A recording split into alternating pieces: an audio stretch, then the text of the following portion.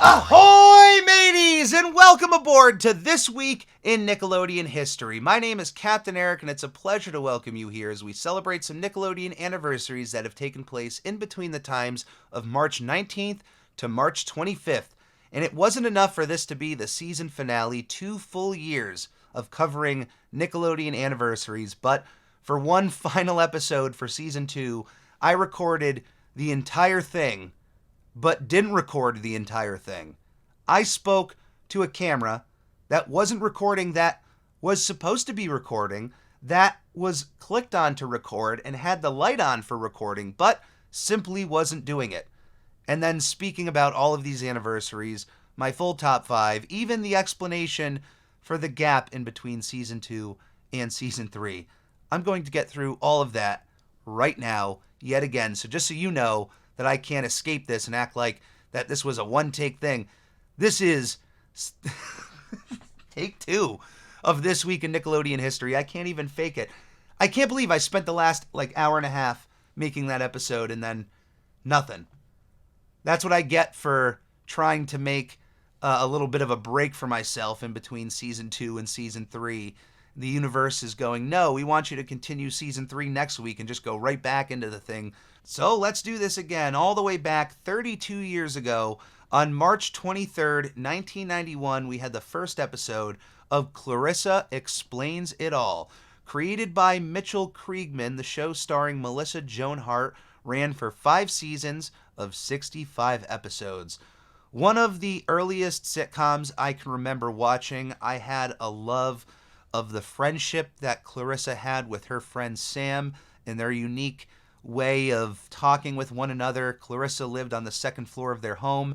Sam, as their neighbor, would bring over a ladder and would talk to her through her window by entering her room. Even as a kid, I knew there was a level of creepiness in bringing a ladder to somebody's house, but in this sitcom setting, it felt so genuinely innocent. But it was a friendship that I couldn't get enough of. I don't remember many of the specific episodes of Clarissa Explains It All, but I do remember of the relationships that Clarissa had with her father, with her brother, with Sam. And I gotta say, it's a show that I can tell you is worth diving into if you enjoy older sitcoms. I have no idea why this revival announced in 2018 didn't move forward. In 2022, Melissa Joan Hart revealed that Nickelodeon was not moving forward with the reboot, and I have no idea why they wouldn't, even on Nick at Night, have a Clarissa Explains It All reboot. You have Nick at Night, which is built in for older sitcoms, and if there was ever a place to revive an older sitcom, you would think the audience is right there. You have both the Nickelodeon audience of maybe parents still watching with their kids, but then you have that Nick at Night audience. I don't know. I feel like that would be perfect. But Paramount Plus brought back iCarly. Maybe they can also bring back Clarissa. If you're looking for more Clarissa content, though, the original creator Mitchell Kriegman, over 2 decades after the last episode aired in 1994, released a novel, Things I Can't Explain, all about Clarissa in her late 20s navigating life as an adult. So if you're a fan of the show, check that out. If you're a fan of Clarissa Explains It All in general, do you have any favorite moments of the show? Let me know in the comments below. The second appearance of March 23rd on this list, 22 years ago on March 23rd, 2001, we had the final episode of Oh Yeah, Cartoons. Created by Fred Seibert, the show ran for 3 seasons of 34 episodes, although throughout its run, 96 different cartoons were created for Oh Yeah, Cartoons.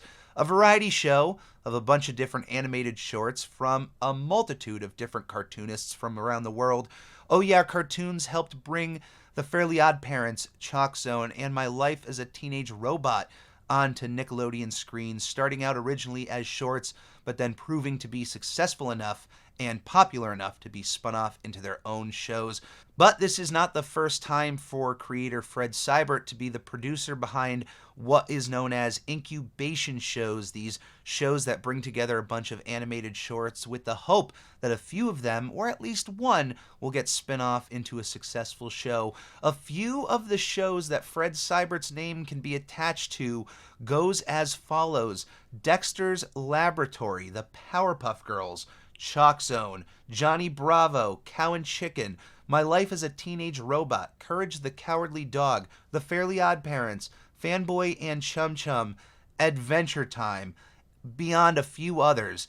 But these are just a small list of some of the greatest animated shows in television history, and Fred's name is associated with them in some way. Unfortunately, there isn't a master list of every creative bit that Fred Seibert has helped bring to any of these shows, but it's safe to say that without Fred, most, if not all of these, would not make their way onto the television screen as you know it now. Some of these could eventually be made throughout other means, but they certainly wouldn't be made or have the trajectory in the way that you know them currently. So thank you, Fred, for all of you do. Thank you for bringing us Oh Yeah Cartoons, which also brought us one of those shows which is celebrating an anniversary this week on March 22nd. 21 years ago, on March 22nd, 2002, dodged that March 23rd by a day, we had the premiere of ChalkZone on Nickelodeon. Created by Bill Burnett and Larry Huber, the show ran for 4 seasons of 40 episodes. Based on one of the more popular shorts from Oh Yeah Cartoons, unlike The Fairly Odd Parents, which premiered right at the end of Oh Yeah Cartoons, us ChalkZone fans had to wait a little extra longer for us to see the continuing adventures of Rudy to Booty and his friend Snap. But what was really nice and a surprise over the show of ChalkZone is that it's not just a continuation of the shorts of Oh Yeah Cartoons, but 2 years have passed since those shorts have happened. So they're still canon. In fact, throughout the first season of ChalkZone, Rudy to Booty, through the use of flashbacks, goes back and we basically get re-airings of those original shorts in case new viewers of ChalkZone haven't ever had the chance to see them, because they are still incredible pieces of animation.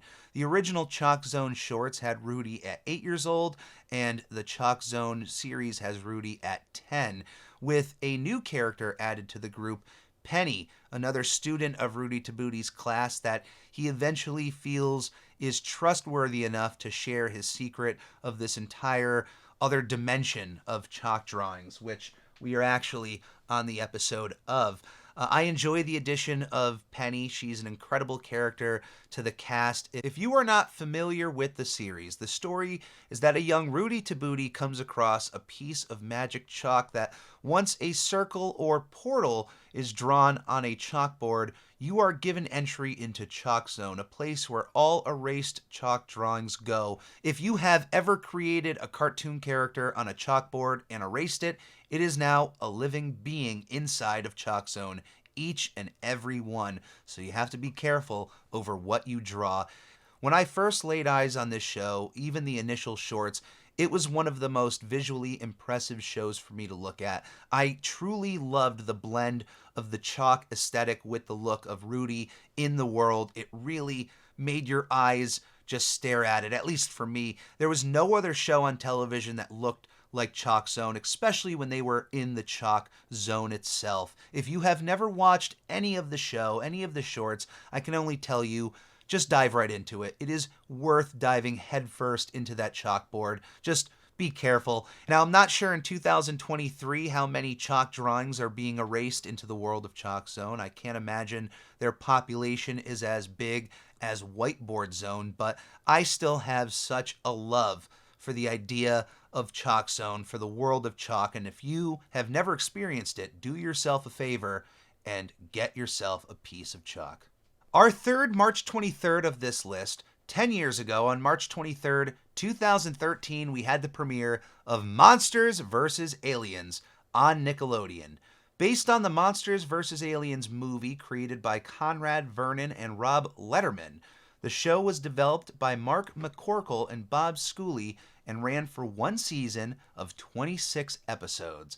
out of all of the shows that were developed in between DreamWorks Animation and Nickelodeon, this was the one that I was the most excited for. After watching the original Monsters vs. Aliens movie, I found it to be a perfect parody of B-movie sci-fi monster movies of yesteryear, and I was looking forward to more. What could they possibly do in this world? Whether or not it was a round 2 style movie or a TV series, I was ready for it. And it doesn't seem like I was in a big group of people looking forward to Monsters vs. Aliens. According to Bob Schooley, the cancellation of the show was due to low ratings and Nickelodeon's plans to refocus on more Nickelodeon-esque shows. I have to say, I'm bummed out to hear that low ratings were a part of Monsters vs. Aliens cancellation. I don't know if it was just too much time in between the movie and the show that there just wasn't that fan base to watch it, or if I am truly in the minority of enjoying Monsters vs. Aliens, and I'm fine with that, but I genuinely think there's a lot more to find in this world that we haven't uncovered yet. There are more parodies of so many other monsters, so many other aliens that could be done that I hope this series gets to live on in some form, whether or not they make another movie or another special. But I enjoy the characters of Bob, the Missing Link, Dr. Cockroach.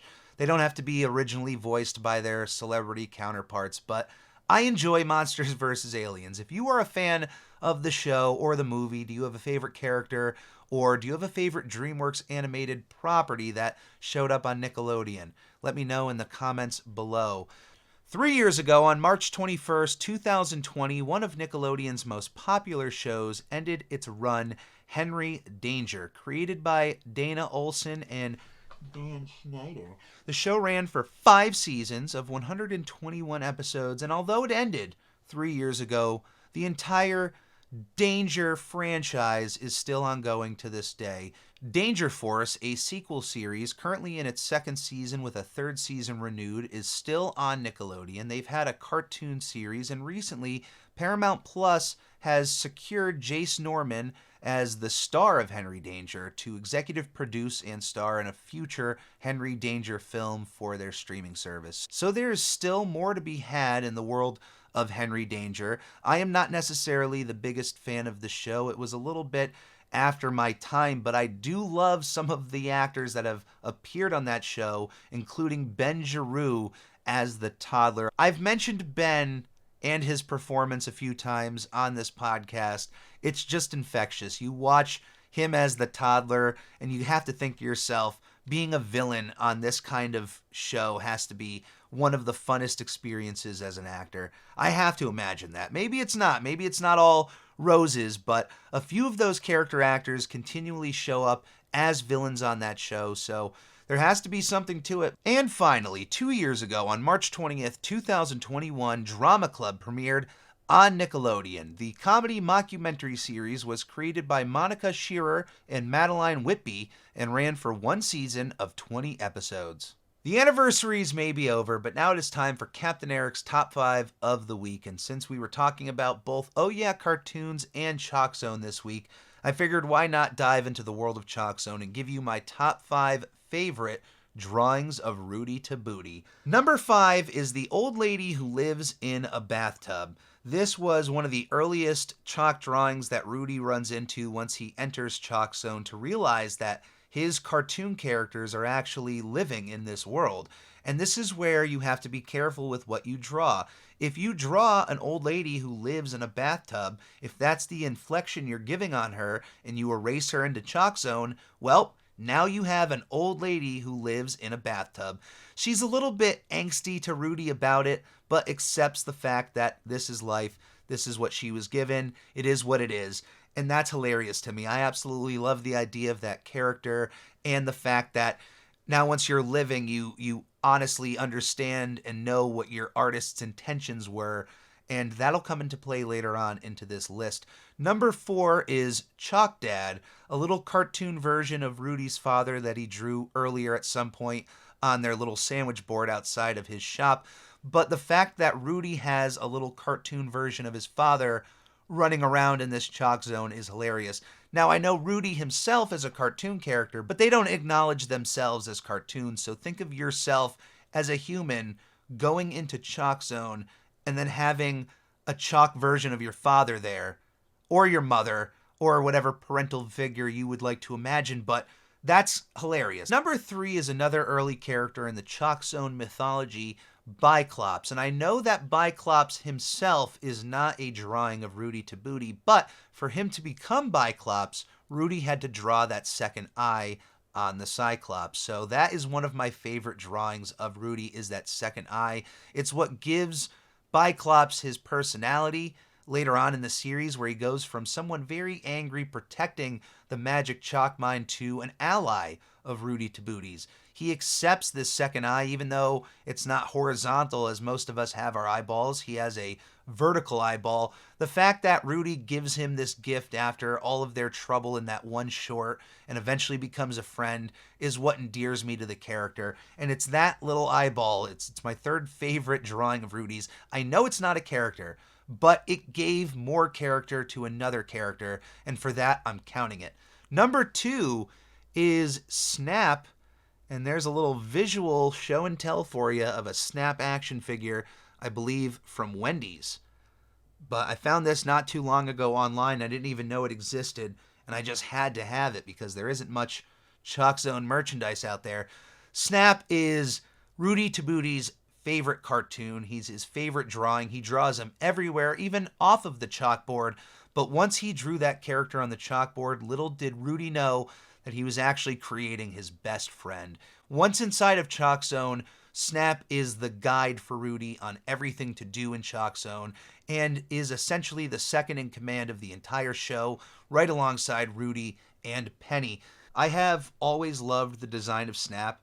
There was something so simple about him that made him stand out amongst all of the other characters in ChalkZone, and it was believable that a kid created this little superhero cartoon character. He may be loud and has caused more than a few issues for his friends. He is an unforgettable figure within ChalkZone, and I'm not talking about this figure, but he is an unforgettable character within ChalkZone. You would think with all of those accolades that Snap would be my number 1 favorite drawing of Rudy to Booty's, but it is in fact the overall villain of the series, Skrull.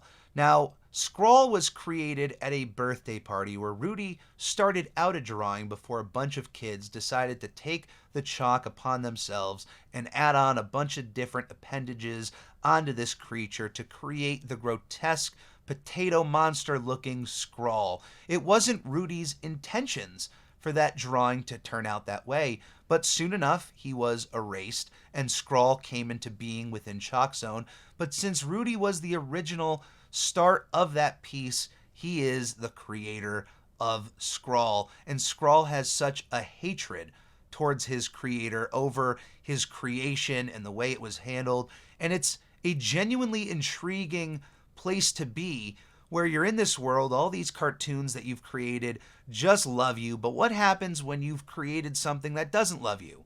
That is really interesting, and it's one of my favorite little twists of the entire show of ChalkZone. I didn't see that twist coming. I didn't see the addition of Skrull ever showing up. I didn't even think of that as a possibility, so when it happened, it changed my entire outlook on ChalkZone as a show and ChalkZone as a concept. Well, now we have evil chalk drawings. This is incredible. Thank you for joining me on this week's episode of This Week in Nickelodeon History. That is going to be it for episode 52 of This Week in Nickelodeon History, Season 2. 2 years of this show non-stop, which for those that don't know, I'll give you a very little quick TLDR if I can have a moment of where this show was and where I hope the show goes. But originally, this show started out as a segment on my other podcast, I'm Ready, a SpongePod Squarecast. And after a few episodes, I quickly realized that the Nickelodeon anniversary segment would be longer than the SpongeBob segment. I wasn't the only one who noticed that. Trust me, there were fans of the show who noticed that as well. So it was only smart for me to just spin that off into its own thing. So Season 1 of This Week in Nickelodeon History is actually, for any audio listeners, out there on the audio feed of I'm Ready, a SpongePod Squarecast, around where Season 2 of SpongeBob SquarePants is. If you're on YouTube, then of course Season 1 is readily available right there. If you're an audio listener of This Week in Nickelodeon History, you're only going to find Season 2 on its own podcast feed, and that's where the future of the series will still continue to go. Now, right after Season 1 ended, I decided that for Season 2, I would focus some of the anniversaries down instead of talking about anything on Nick Jr. or Noggin or the N or any of the other associated Nickelodeon shows. I would just talk about Nickelodeon as a channel in its entirety. And for the third season of this show, whatever it may be called or for whatever changes it takes, we'll refocus again on more of the Nicktoons. We will be looking more into the animated shows of Nickelodeon. But I am a fan of Nickelodeon through and through. There will always be times and other places for me to celebrate some of the live action anniversaries of Nickelodeon, because I do genuinely still love shows like All That, Kenan and Kel, Drake and Josh that I grew up with. So there will be other times to celebrate those shows and their accolades. But for my own podcast, things are just going to focus more in on the Nicktoons. And I'm going to take this break just for myself. I have been producing 2 podcasts personally for 2 years straight now, and I'd like to just take a few months to just focus on one while also developing this further idea of where I'd like this show to go. So for any of you fans out there, please just wait a few months before there's a Season 3 of any sort of Nickelodeon history segment. I can't thank you enough for being a part of these last few years and for these Nickelodeon anniversaries. If it wasn't for you watching or listening, I wouldn't be making this. So even for the few of you out there who follow alongside the Nickelodeon anniversaries, I know that next week you may be missing a little bit of something, but I implore you to check out my other podcast, I'm Ready, a SpongePod Squarecast, where there is still some Nickelodeon anniversaries to be had week after week on that show. Maybe not general Nickelodeon, but SpongeBob is still a huge part of Nickelodeon. But if you would like to keep up with what Captain Eric is doing, I please advise you to check out youtube.com/@thecaptaineric and hit that subscribe button. There will be more video content the week after this episode uploads to kind of fill in those gaps where I usually would have This Week in Nickelodeon History. I've been kind of bankrolling a few videos, so stay tuned for those. TOONED. If you would like to follow the Captain on social media, you can do so on Twitter @I'mReadyPodcast and on Instagram @SpongeBobPodcast. If you would like to support the Captain other than subscribing to the Captain Eric YouTube channel, you can head over to that Redbubble link in the podcast description below, where you can find a bunch of different Captain Eric pieces of art that you can put on a multitude of different products. Stickers, hats, t-shirts, anything you'd like, anything that comes in from my projects go directly back into my projects, and it's always appreciated. I love each and every one of you on the Ready crew. Thank you for coming aboard each and every week for This Week in Nickelodeon History, and we'll see you in Season 3. But until then, please stay safe, be kind to one another, and come aboard again to another episode of This Week in Nickelodeon History. I'm here with my friends, Nickelodeon, the